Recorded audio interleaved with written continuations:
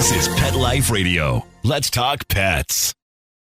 Is your pet stressed out? Does your pet need annual vaccines? Which pet is best for a child? Would you know if your dog was in pain? Pet Life Radio presents The Pet Doctor, where you'll learn everything about keeping your pet healthy and happy. From pet care, pet meds and grooming, to pet food, pet insurance, and dental care, this is the place to find out everything there is to know about pet wellness. Whether you have a dog, cat, reptile, or rabbit, you'll find answers for your pets straight from the vets, because it's your pet. Health matters. Please welcome your Pet Doctor host, veterinary media consultant and veterinarian, Dr. Bernadine Cruz. Woohoo! It's finally winter. Hot, sticky weather is behind us.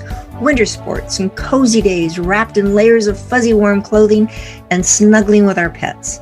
What couldn't be better? And finally, an end to having to worry about all those pesky parasites that our veterinarians continue to nag us about. Fleas, ticks, internal and external parasites. What a pain in our budgets having to give these preventives. Besides, you haven't noticed any issues and are beginning to feel as though your vet is just trying to sell you medications you and your pet don't really need. My guest is Dr. Craig Pryor. He's a veterinarian and past president of the Companion Animal Parasite Council and currently serves on the board of directors. We'll discuss some of the myths of winter health risk for your pet from inside and outside of your home. We'll be right back after this short break.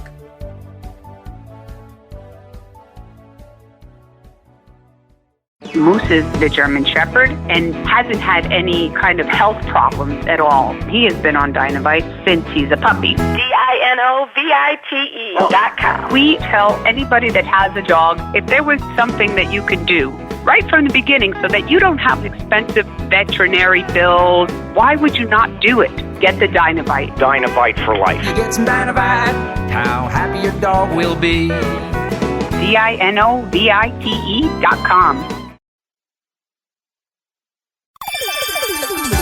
Let's talk pets on PetLifeRadio.com.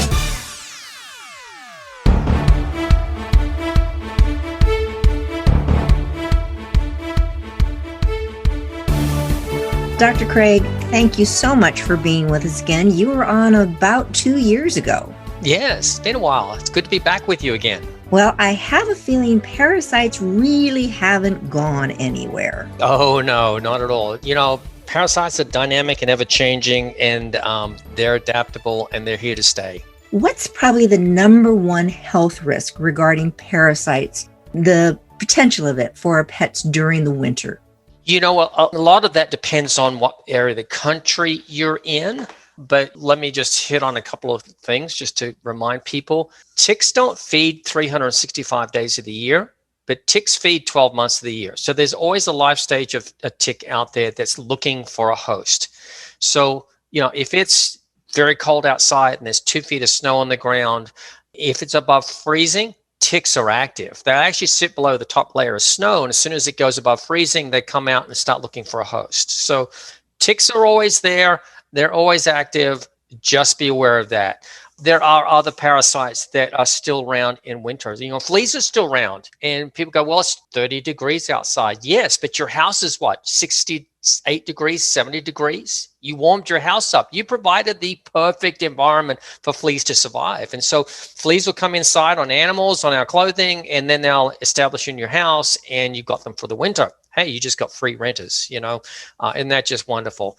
You know, heartworms are still at risk because mosquitoes love microclimates. So mosquitoes are still around and they're still able to spread heartworms. And then we've got intestinal parasites, which is really what we're here to talk about. But intestinal parasites are still a threat. And we actually do know that there is seasonality in certain parasites. So hookworms tend to be most prevalent in the summer months, but in the winter months, we tend to see whipworms has shown seasonality. December and January tend to be the peak months for whipworm cases, and January, February tend to be the peak months for roundworm cases. So roundworms are very prevalent in the winter months. And the thing is roundworms, the eggs survive literally for years in the environment. Wow. As do whipworm eggs. What I'm always surprised is, you know, and it's a badness on my part, is I typically think of so many of these diseases as being puppy and kitten diseases, or just being really very localized. I'm Southern California veterinarian, and it is rare for me to see whipworms or hookworms. I do periodically, yes, but I think roundworms is puppies and kittens, so I have a feeling I need to rethink that. Right. So there was a dogpox study that was released this year, and they collected over 3,000 samples from about 200 dogpox in major metropolitan areas throughout the United States. And these samples were collected from mainly adult dogs. 1 in 5 dogs were positive for parasites. Wow. And over 80% of all dogpox were positive for parasites. And most people are not going to be seeing worms. So we always tell people, we have a wellness exam, bring in a stool sample. Doc, but it looks just fine. You're just trying to get money out of me for doing this.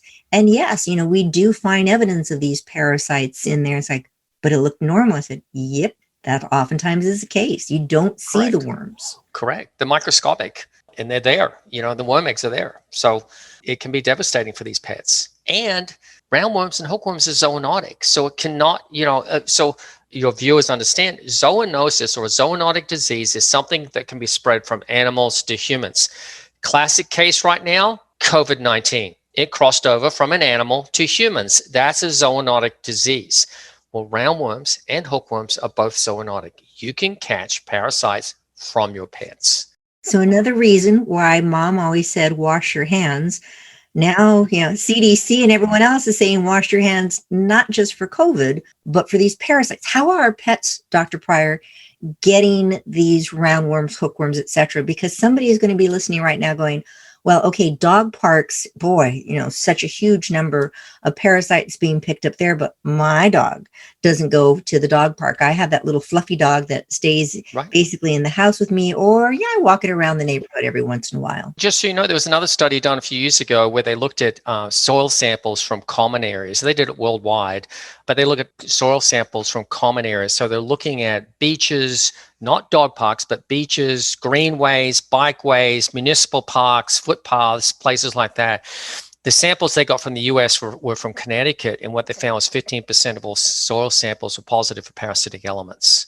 So your dog doesn't have to go to a dog park to pick up parasites. They're just in the environment. So with roundworms, once the adult worms have reproduced, the female produces literally hundreds of thousands of eggs that come out in the stools and contaminate the soil. And so your dog may sniff on grass, lick a blade of grass, get dirt on its feet and lick its paws or lick its fur somewhere and pick up the eggs. And then the eggs, the larva hatches out and penetrates the mucosa.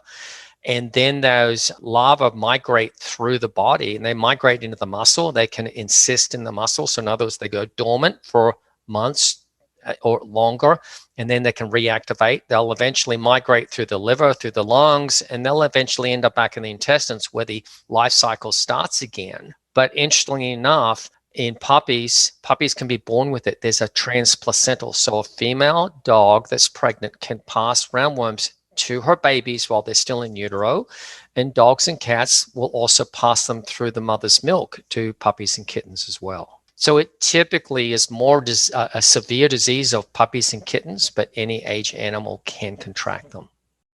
So you're talking about how it migrates. It can be encysted in muscles. It can migrate through the intestinal tract, going through the liver, etc., back into the intestinal tract. So if I were to see a older dog who's having liver issues, could I blame it on roundworms? Potentially. So what are some of the signs that we might see? So you say in a puppy, the way they can get it from mom. So I oftentimes think of the diarrhea cases, sometimes even pneumonia cases in puppies. What would be the signs to see in an older dog or cat? So typically a lot of it's just unthriftiness. So pot belly, weight loss, unthrifty, dull hair coat, coughing. You've already mentioned that. In puppies, you can get vomiting and diarrhea as well on top of that. In severe cases, in older animals, you can get that as well. How is it typically diagnosed? Because I would say, okay, you send in a stool sample and I will check that stool sample and it comes back negative. So they look at me going, well, that was a waste of money. It wasn't a waste of money, was it? It told you're doing a good job, And I always worry that, when people say, well, these stool samples are all negative. Yes, because you've got your pet on a preventive. That's why you're doing it, And so it tells you a lot. But if you come up positive, that tells you even more. It means you've got an issue that you've got to deworm this animal. You got to protect the pet. And, by protecting the pet, you're protecting the family. It's a one health message here. It's just not about the pet. It's about protecting your children and your family as well. And I find what can be so frustrating, there are too many times I've had cases of diarrhea where a client brings in a stool sample, we'll check it, it comes back negative. They're going, see, it's not parasites. And we've tried other things. Bring me another stool sample. Doc, we just did that a week and a half ago. Why do you want to do it again? I said, well, worms need to be old enough to shed their eggs. Correct. They don't always shed their eggs, and a poop is just a poop in time. So Correct. Just because one sample is negative doesn't mean that next one can't be positive. And then when they bring it in and it comes out positive, sadly, I do the happy dance going, yes, I was right. We looked again, we found something. Now there's something that we can treat. So oftentimes you do need to do multiple samples. Some of these intestinal parasites complete their life cycle in just a few weeks. And so, you can deworm an animal today, they can pick up a parasite tomorrow, and in 3 weeks, they'll be shedding eggs in the stool again if you've got a contaminated environment. And so let's talk about contaminated environments. Less than 50% of people pick up their animal stools. If you get nothing else out of this talk today, pick up your dog and cat's poop, please. It's so important. And going to the dog park shouldn't just be a social hour for you. Supervise your pet. And when they poop, pick up the poop. You sound like the Dr. Fauci of veterinary medicine. Wash your hands, wear your mask, pick up the poop. Yes, exactly. Yeah. All right. I was shocked. There was a study I know, and the CAPC vet, so Companion Animal Parasite Council, has just done wonderful work of putting together various reports previously on heartworm disease. And I was shocked in Southern California that several of the cities right around me were some of these new emerging cases of heartworms. Like, whoa, where is this coming from? But now I know CAPC is doing studies on roundworms. And this was just done in October of this year. And there's 10 cities that were ranked the highest in the United States. So Charleston, West Virginia, Mobile, Alabama, Wichita, Kansas, Killeen, Texas, Little Rock, Arkansas, Miami, Florida, Memphis, Tennessee, Alexandria, Virginia. Now we're going a little north. Winston-Salem, North Carolina. All these are basically back east. And then Visalia, California. What's the rhyme or reason? This just blows my mind. We're not looking at absolute numbers. Okay. We're looking at changing prevalence, percentage prevalence. So it shows you there's something going on in your neighborhood, in your backyard. And so that's what we're trying to do is an awareness type thing. So if you see that you've gone from, I don't know, you may have had 5 cases and you go to 20 cases, you've had a 400% increase in prevalence. Okay. Oftentimes it means that there's something going on, like there's been a bunch of rescue animals, Humane Association adoptions, relocation. There's a bunch of animals that have been brought in, and these animals are bringing in parasites with them. And that's what we've seen a lot with heartworms. So this heartworm has spread across the U.S. over the last couple of years because of the relocation after natural disasters like hurricanes. We saw that with Hurricane Katrina, this massive movement of these displaced animals. And with COVID, we've seen a massive movement of not just relocation for natural disasters, but all these rescue and Humane Association animals that are being moved because there's a shortage. Everyone wants to adopt an animal right now, and there's been a shortage of animals. The shortage is typically in the Northeast and on the West Coast. So where are they getting the animals from? The Southeast. The Southeast is a hotbed for internal and external parasites. So these animals are being moved. They may have heartworms, they may have intestinal parasites. They end up in your neighborhoods. They go see the veterinarians, and boom, we see this increasing prevalence in parasites. That makes a lot of sense. Yeah, Right. how they're moving around and spreading it with them. Right. I know. I was just before we started this podcast right now, I was talking to producer Mark Winter, and he just took a trip to North Carolina to visit his son and new grandson. And he took his dog with him. I thought, what fun. And this said the dog, just Nikki, had a great time on this trip. And they went to a park and was playing around. And I know Mark has, the dog on preventives. But that's the way right now as people are traveling for the holidays, because we're doing this taping right before Christmas, that, yeah, they could be taking their dog someplace different, taking it to a different park, whatever, and picking up parasites. So let's talk about Mark's dog. You just said he went to North Carolina. So I just brought up one of our websites, which is petdiseasealerts.org. And what we do now, the Companion Animal Parasite Council, we actually can do a 30-day forecast for parasites, certain parasites on the county level or the state level. So Mark went to North Carolina, and if I was his veterinarian, I would know what preventives he's on, but then I can go to Pet Disease Alerts and I can see that in the next 30 days in North Carolina, the forecast for heartworms is high, which is typical for this time of year. I can also see that there's a medium risk for Lyme disease there, and there's a high risk for ehrlichiosis, which is another tick-borne disease. So I can look at that and say, okay, Mark, now let's see what preventives I've got you on. You're going to this area. Your pet is at risk for ehrlichiosis and Lyme. We need to make sure we've got better tick protection for you, and we can adjust the preventives to be sure that we've got them protected while they're on vacation.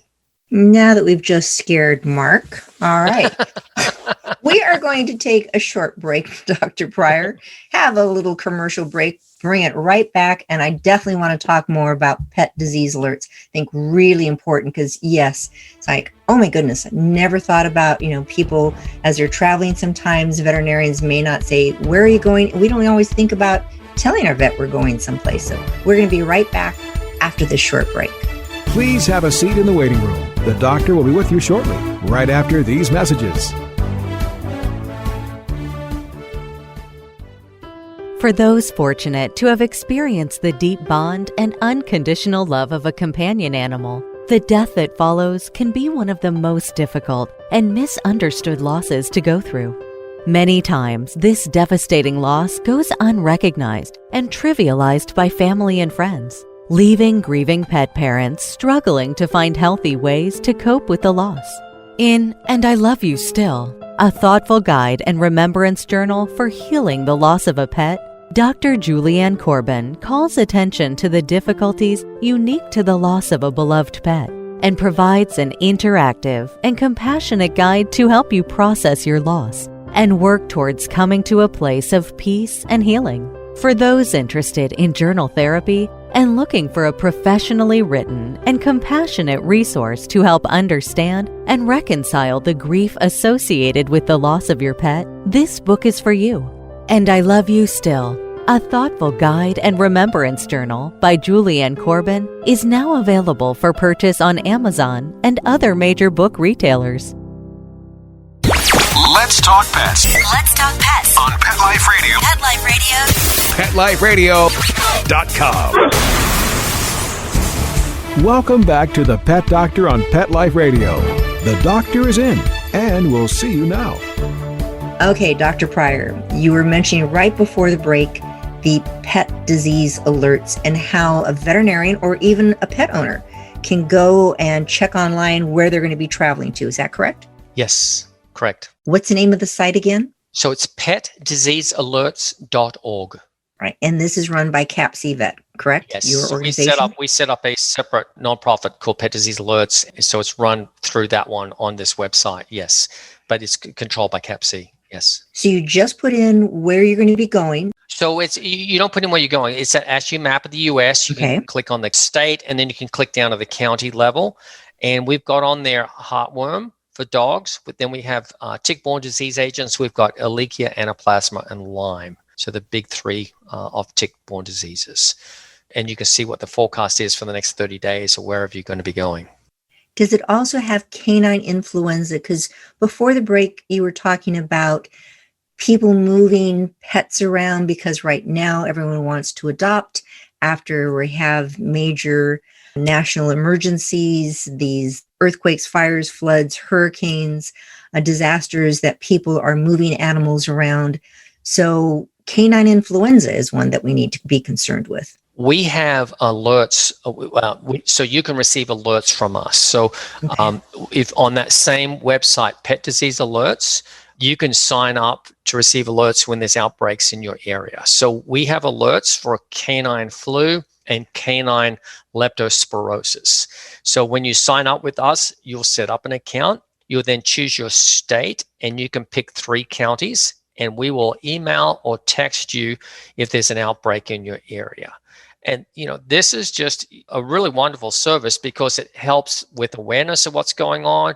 And, especially for veterinarians, that they can help, warn their client base, and because these are devastating diseases. Canine flu is horrible. Leptospirosis is deadly. It causes kidney failure in dogs, causes liver failure. It's transmissible to humans. It is another zoonotic disease, something else you can attract from your animal. Good news is they're both preventable through vaccination. And we just want to get the word out and, talk to your veterinarian. They're the local experts. They're the ones that can best help you to protect your pet. And by protecting your pet, you're protecting your family.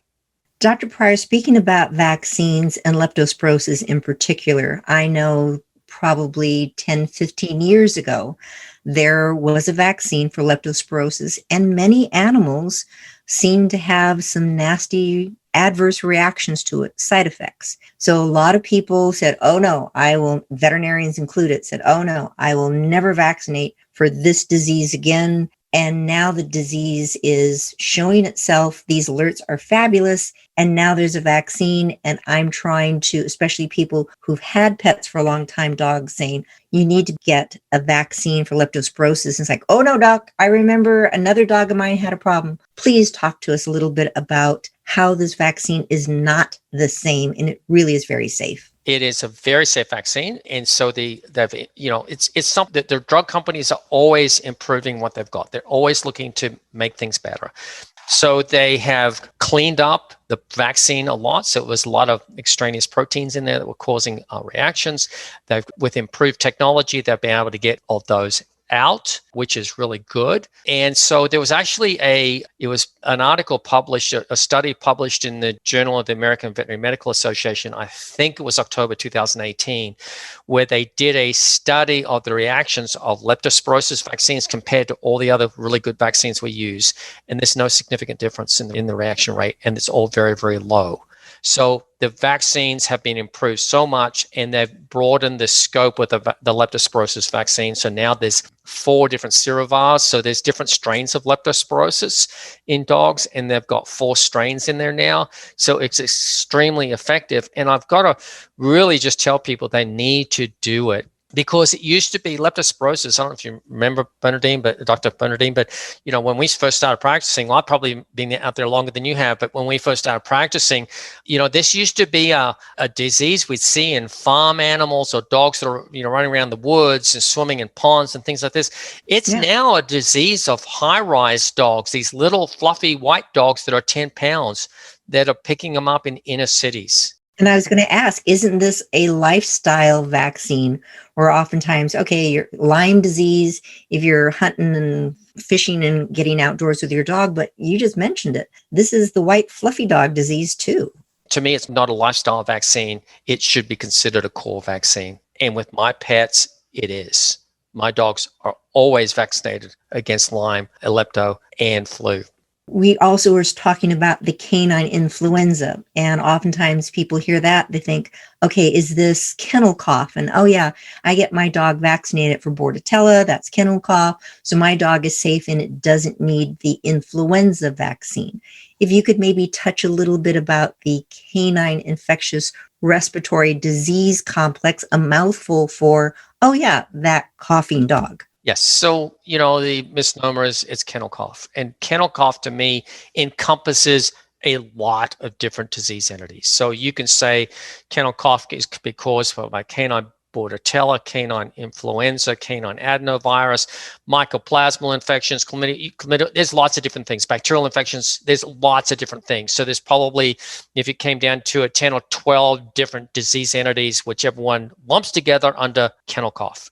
And so canine influenza can mimic a very mild upper respiratory infection, but it can also get very ugly very fast.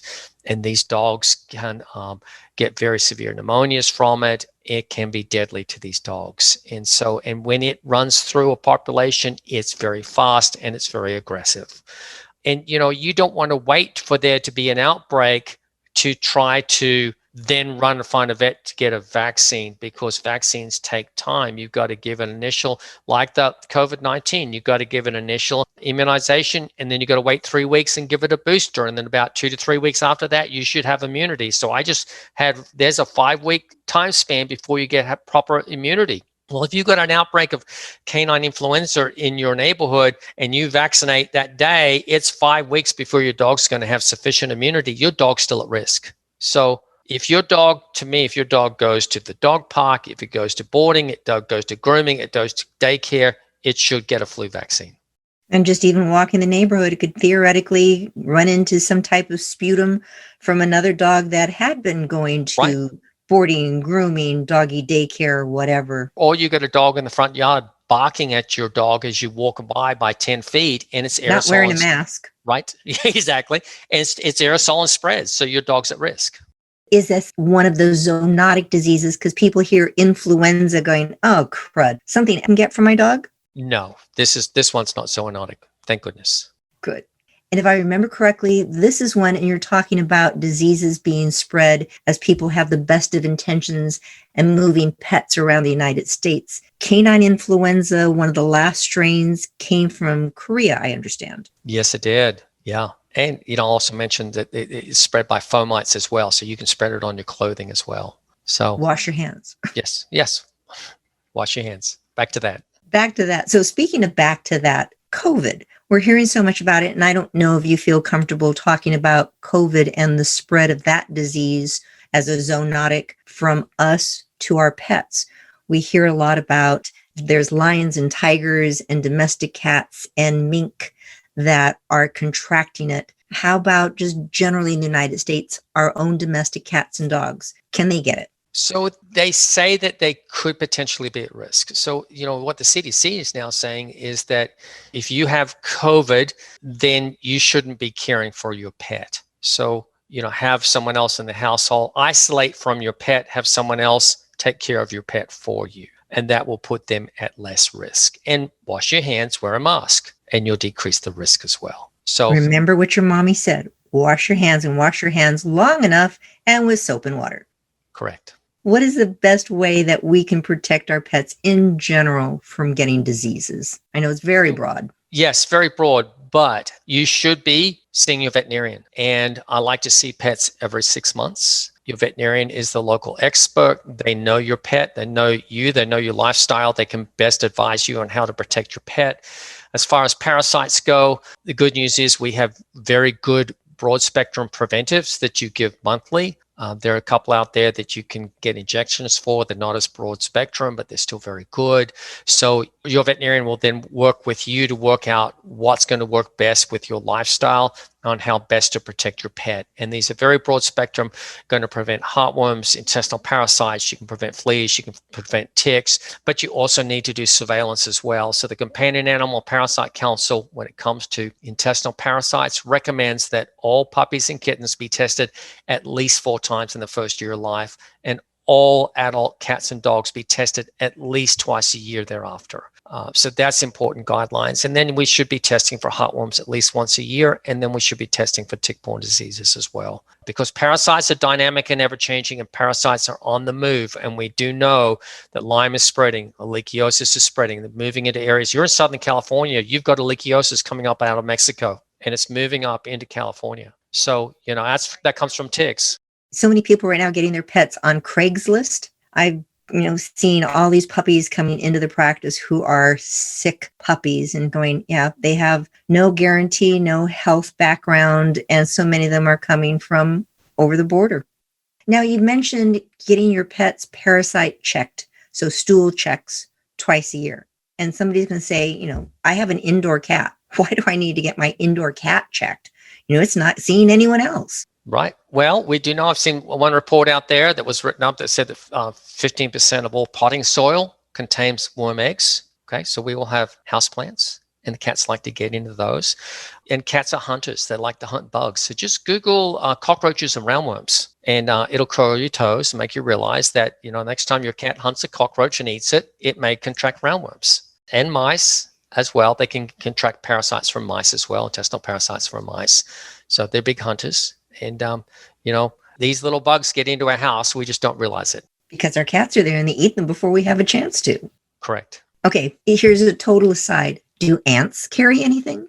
Oh, I don't know. Probably. They have to carry something because I am sure they do. Oh, I swear my condominium is built on a huge anthill. It drives me crazy.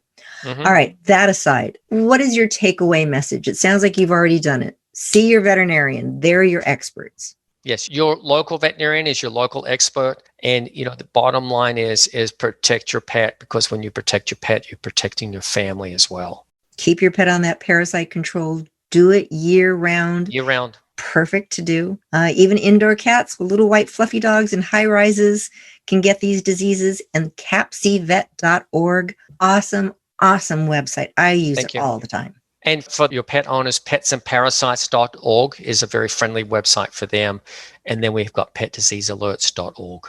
Wonderful. Well, Dr. Pryor, thank you so much. Yes, you've curled my toes and realize, yes, so many things I need to be aware of, and really stress preventive care because it takes care of the entire family. Thank you. My pleasure. So this is Dr. Bernadine Cruz. You've been listening to myself and Dr. Craig Pryor, past president of the Companion Animal Parasite Council and on their board of directors.